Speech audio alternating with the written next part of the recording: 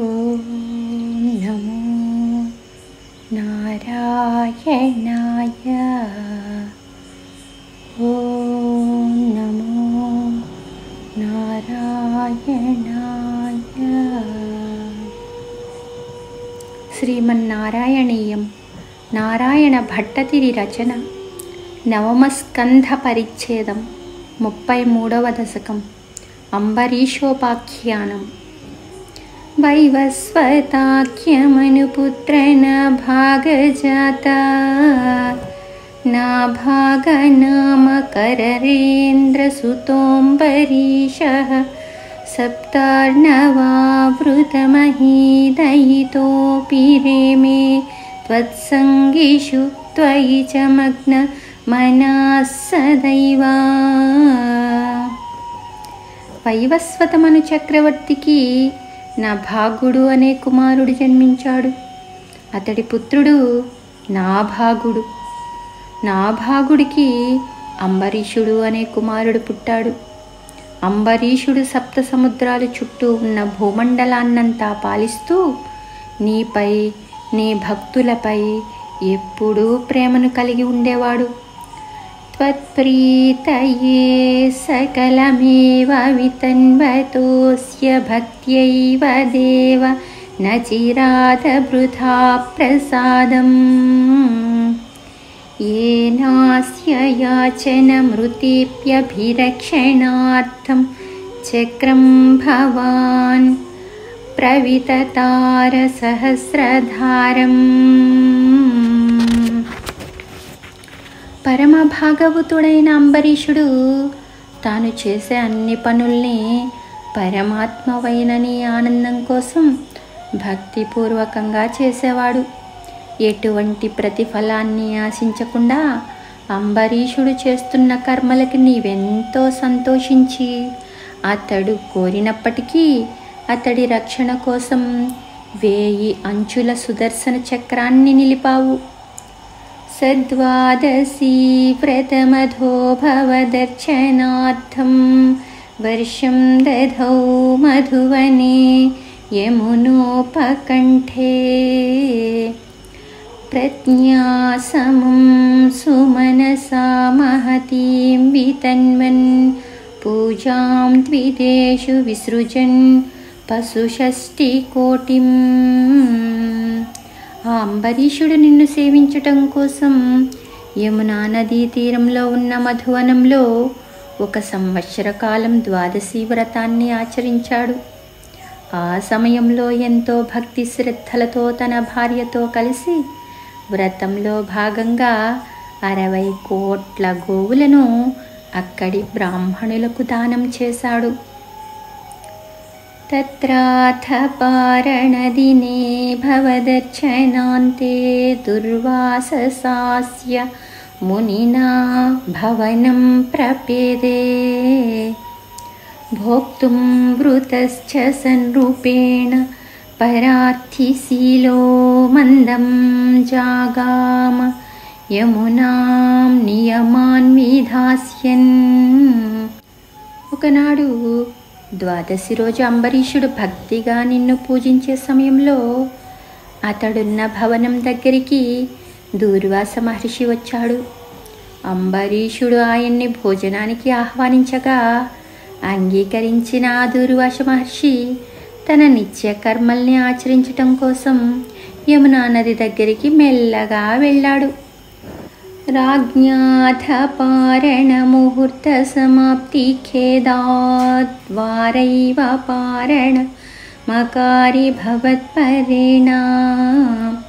ప్రాప్తో మునిస్తదథ దివ్యదృశా విజానన్ క్షిప్యన్ క్షుదోత్రుతజటో వితనానకృత్యాం.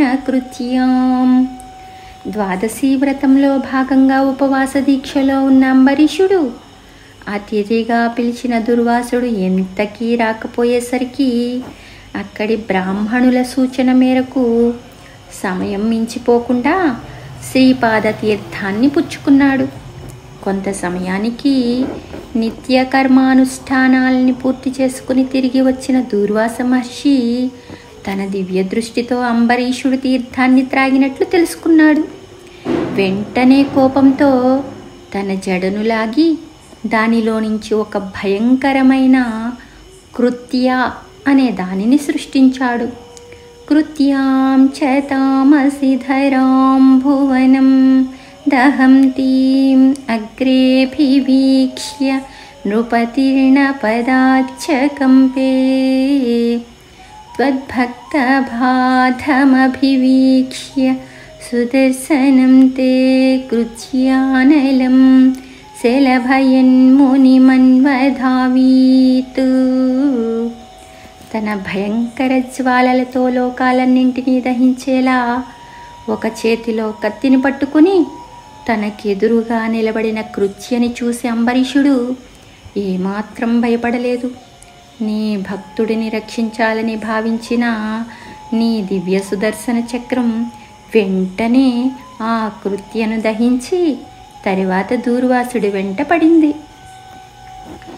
ధావన్న శేషభువనేషు భియాస పశ్యన్ విశ్వత్ర చక్రమపి తే గతవాన్ విరించం కక్కాల చక్రమతిలంఘయతీత్యపాస్త సర్వం యయౌ స చ భవంతమవందతైవా.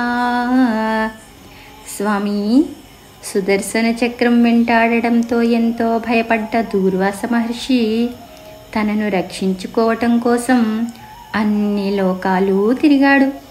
అయినా సుదర్శనం ఆయన్ని వదలలేదు. దూర్వాసుడు బ్రహ్మదేవుణ్ణి శరణు వేడుకోగా ఆయన విష్ణు చక్రాన్ని ఎవరూ ఆపలేరని చెప్పి దూర్వాసుణ్ణి తన లోకం నుంచి పంపివేశాడు. అక్కడ నుంచి బయటపడ్డ దూర్వాసుడు సరాసరి కైలాసానికి వెళ్ళగా శివుడు పరమాత్మవైన నీకు నమస్కరించి అతన్ని నీ దగ్గరకే పంపాడు. స్వామి, భూయో భవన్నిలయమేత్య మునిం నమంతం ప్రోచే భవానహమృష్యేనను భక్తదాసః జ్ఞానం తపశ్చ వినయాన్వితమేవ మాన్యం యాహ్యంబరీషపదమేవ భజేతి భూమాన్. స్వామి, అన్ని లోకాలు తిరిగి తిరిగి చివరికి నీ లోకానికి అంటే వైకుంఠానికి చేరుకున్న దూర్వాసుడు భక్తిగా నీకు నమస్కరించాడు. అప్పుడు నీవు అతడితో, ఓ దూర్వాస మహర్షి, నేను భక్తపరాధీనుణ్ణి. ఎలాంటి జ్ఞానమైనా ఎలాంటి తపస్సైనా నియమంగా ఉన్నప్పుడే శోభిస్తుంది. కాబట్టి నీవు తిరిగి వెళ్ళి ఆ అంబరీషుడినే శరణు వేడుకో అని చెప్పి పంపివేశావు. తావత్సమేత్య మునినా సగృహీత పాదో రాజాపసృత్య భవదస్త్రమసావతౌషీత్ చక్రే కతే మునిరదాదఖిలాశిషోస్మై త్వద్భక్తిమాగసి కృతేపి కృపాం చ శంసన్. అది విని దూర్వాస మహర్షి అంబరీషుడి దగ్గరికి వచ్చి శరణు వేడుకున్నాడు. ఎంతో శాంతివంతమైన అంబరీషుడు కొద్దిగా జరిగి అక్కడే ఉన్న సుదర్శన చక్రాన్ని భక్తిగా స్తుతించాడు. దానితో ఆ విష్ణు చక్రం శాంతించి తిరిగి తన స్వస్థానానికి వెళ్ళిపోయింది. అది చూసి సంతోషించిన దూర్వాసుడు అంబరీషుడికి నీ మీద ఉన్న భక్తిని, తప్పు చేసిన వాళ్ళని కూడా రక్షించే అతడి దయా తత్పరతని ప్రశంసించి అతన్ని ఘనంగా ఆశీర్వదించాడు. రాజా ప్రతీక్ష్య మునిమేకసమామనస్వాన్ సంబోధ్య సాధుతం ఋషిం విసృజన్ ప్రసన్నం భుక్త్యా స్వయం త్వయి తతోపి దృఢం రతో భూతు సాయుధ్యమాపచ సమాం పవనే స సమర్పాయాః.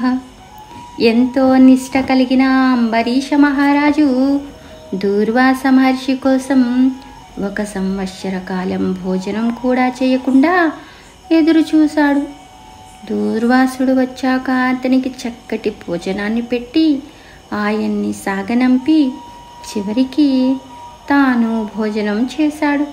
అలా ఆనాటి నుంచి అంబరీషుడికి నీ మీద భక్తి ఎంతో పెరిగింది. చివరికి అతడు నిన్నే ధ్యానిస్తూ నీ దివ్య సాయుధ్యాన్ని పొందాడు. అలాంటి ఓ గురువాయూర్పురనాథ, నన్ను దయతో రక్షించు స్వామి.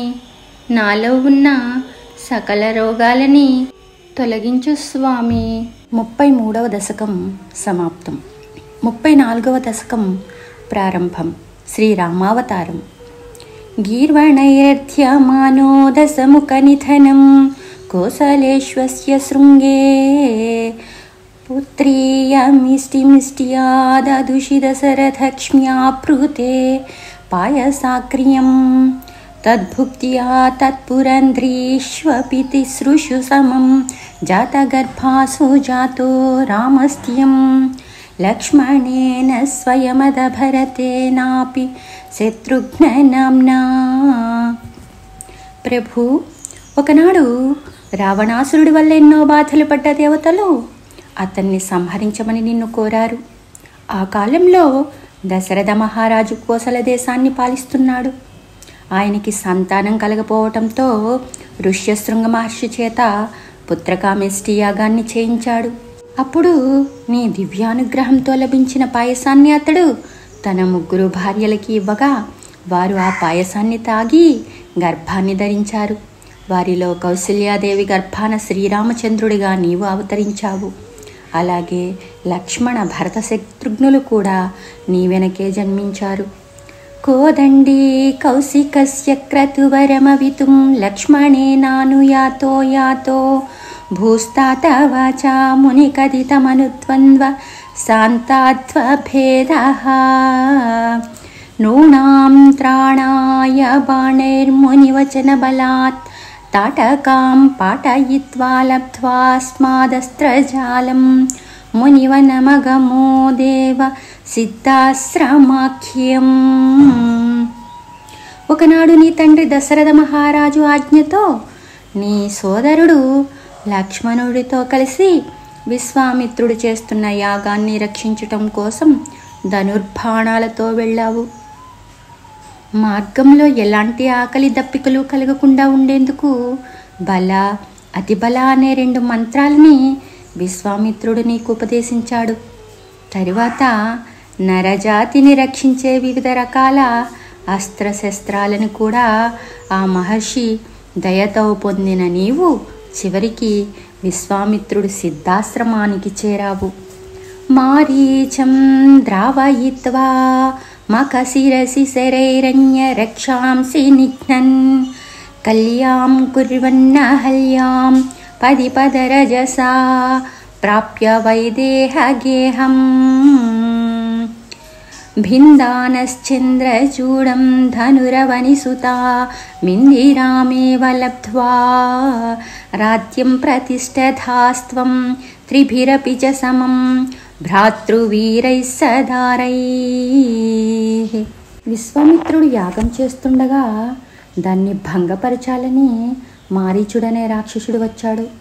వాడిని నీ అస్త్రాలతో తరిమేశావు. అలాగే ఇతర రాక్షసుల్ని కూడా దారుణంగా సంహరించావు. తర్వాత దారిలో నీ పవిత్ర పాదధూళితో అహల్యాదేవికి శాప విమోచనం కలిగించి ఆమెని పవిత్రురాలిగా చేశావు.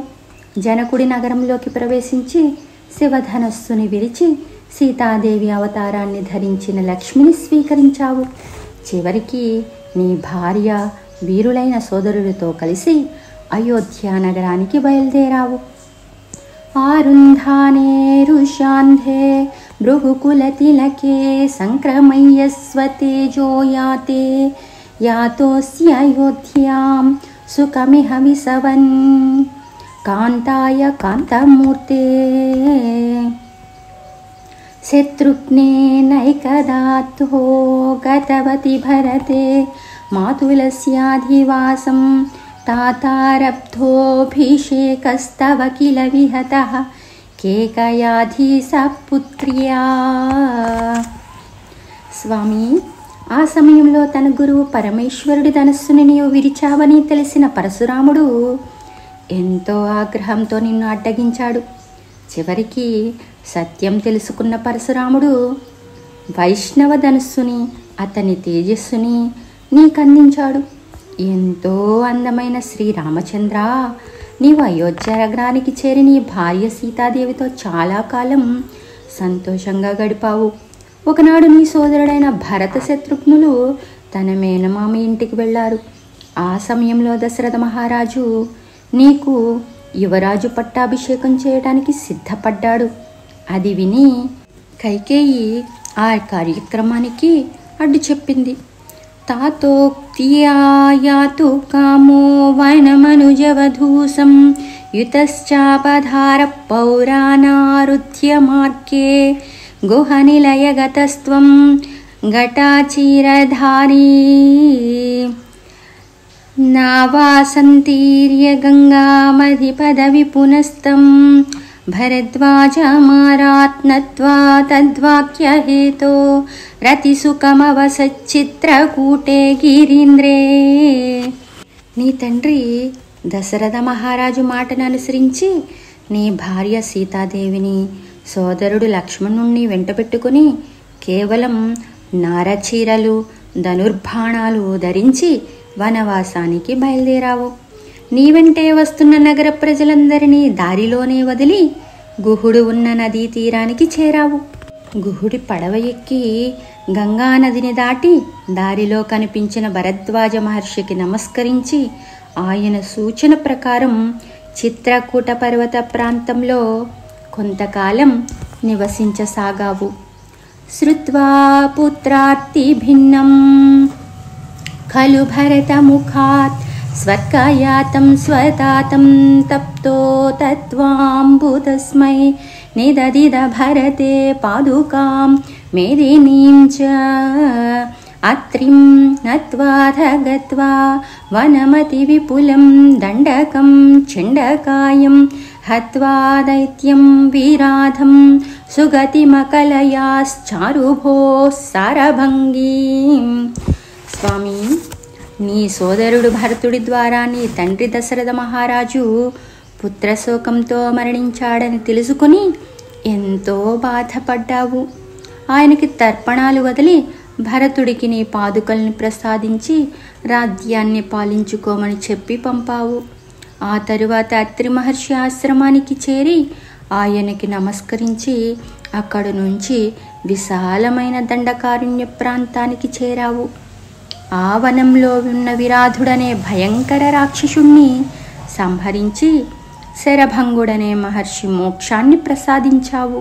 నత్వాగస్త్యం సమస్త శరణికరసపత్రాకృతిం తాపసేభ్య ప్రత్యస్రౌషి ప్రియైషి తదను చ మునినా వైష్ణవే దివ్య చాపే బ్రహ్మాస్తిరే చాపి దత్తే పది పితృసుహృదం వీక్ష్య భూయో జటాయుం మోదాద్గో దాతటాం తే పరిరమసి పురా పంచవట్యాం వధూట్యాం.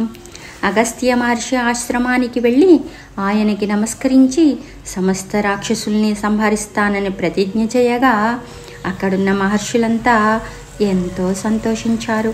అప్పుడు అగస్త్యుల వారు నీకు దివ్యమైన వైష్ణవ ధనస్సుని, మహాశక్తివంతమైన బ్రహ్మాస్త్రాన్ని ప్రసాదించారు. తరువాత అక్కడి నుండి బయలుదేరి దారిలో నీ తండ్రి దశరథుడికి మిత్రుడైన జటాయువుని కలుసుకున్నావు. గోదావరి తీరంలో ఉన్న పంచవటిలో సీతాదేవితో కలిసి హాయిగా నివసిస్తున్నావు. ప్రాప్తాయా శూర్పణఖ్యా మదన చలధృతేర్ధనైర్నిస్సాహాత్మాతం సౌమిత్రౌ విసృజ్య ప్రబలతమరుషా తేన నిర్లూననాసాం దృష్ట్వైనాం హృష్టచిత్తం కరమభిపతితం దూషణం చ త్రిమూర్ధం వ్యామింసీరాశరానప్యయుత సమధికాంస్తత్ క్షణాదక్షతోష్మా. ఆ సమయంలో మదన బాధతో పీడించబడుతున్న శూర్పణఖ నీ దగ్గరికి వచ్చి తనని పెళ్లాడమని కోరింది. ఆ కోరికను తిరస్కరించిన నీవు తిరిగి ఆమెను పరిహాసంగా లక్ష్మణుని దగ్గరకు పంపగా తీవ్ర కోపం కలిగిన లక్ష్మణుడు ఆ శూర్పణఖ చెవులు ముక్కు కోసేశాడు. ఆ వార్త విని ఎంతో కోపంతో ఖరదూషణ త్రిశిరసుడు అనే రాక్షసులు 10,000కు పైగా అసుర సైన్యాన్ని వెంట పెట్టుకుని నీ మీదకు రాగా వారందరినీ నీవు సునాయాసంగా వధించావు. సోదర్యా ప్రోక్త వార్త వివద సముఖాదిష్ట మారీచమయా సారంగం సరసాక్ష్యా స్పృహితమనుగతః ప్రావద్భిర్బాణఘాతం తన్మాయాక్రంద నిర్యాపిత భవదనుజాం రావణాస్తా మహర్షిత్తేనార్తోపి త్వమంతః కిమపి ముదమధాస్త్వద్వధోపాయలాభాత్. లక్ష్మణుని ద్వారా చెవులు ముక్కు కోయించుకున్న శూర్పణఖ దండకారణ్యంలో తనకు జరిగిన పరాభవాన్ని సోదరుడైన రావణుడికి చెప్పింది. అది విని ఎంతో ఆగ్రహించిన రావణుడు మారీచుడి సాయాన్ని కోరాడు. ఆ మారీచుడు మాయలేడి రూపాన్ని ధరించి తిరుగుతుండగా సీతాదేవి దానిని కావాలని కోరింది. వెంటనే నీవు లేడిని వేటాడుతూ దానిని బాణంతో సంహరించావు. అప్పుడు ఆ లేడి పెట్టిన మాయా ఆక్రందన విన్న సీతాదేవి నీకోసం లక్ష్మణుణ్ణి పంపగా అదే సమయంలో రావణుడు సీతని అపహరించాడు. నీకు ప్రాణప్రదమైన సీత అపహరించబడిందని తెలిసిన నీవు బాధపడ్డప్పటికీ అసుర సంహారం కోసం తగిన కారణం దొరికిందని లోపల సంతోషించావు. భూయాస్త్వన్వీం విచిన్వన్నహృత దశముఖస్త్వద్వధూ మద్వధేనేత్యుక్త్వా యాతే జటాయౌ దివమదసుహృద ప్రాతనో ప్రేతకార్యం గృహ్ణానం తం కబంధం జగనిధశబరీం ప్రేక్ష్య సంపాతటే త్వం సంప్రోక్తో వాతసూనుం భృజముదితమనా పాహి వాతాలయేసా. స్వామి, రావణుడు అపహరించిన సీతాదేవి ఎక్కడుందో వెతుకుతూ నీవు వెళ్తుండగా దోవలో జటాయువు కనిపించి నీతో, రామా, రావణుడనే అసురుడు నన్ను తీవ్రంగా గాయపరిచి నీ భార్య సీతని ఎత్తుకుపోయాడు అని చెప్పి ప్రాణాలు విడిచాడు. అతడికి నీవు దహన సంస్కారాలు చేసి తరువాత మిమ్మల్ని చంపబోయిన కబంధుడనే రాక్షసుణ్ణి సంహరించి పంపా సరోవర తీరంలో ఉన్న శబరికి దర్శనమిచ్చావు. అటు పిమ్మట వాయుపుత్రుడైన హనుమంతుడిని దర్శించి నీవెంతో ఆనందించావు. అలా ఆనందించిన వాయుపురాధీశ దయతో నన్ను రక్షించు. 34వ దశకం సమాప్తం. ఓం నమో నారాయణాయ.